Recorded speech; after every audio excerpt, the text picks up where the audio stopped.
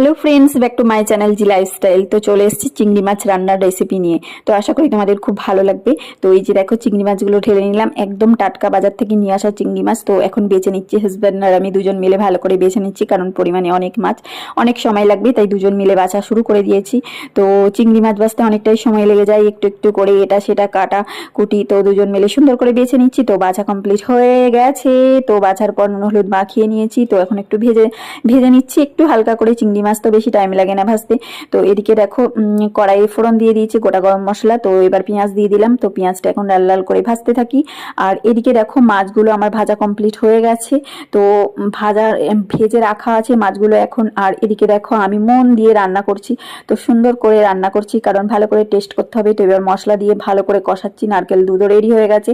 তো এদিকে ফাইনালি আমার মাছ হয়ে গেছে। তো ভিডিওটা কেমন লাগলো জানিও। তো আমরা চিংড়ি মাছ খাওয়া দাওয়া করি। তোমরা আমার চ্যানেলটা সাবস্ক্রাইব করে দিও।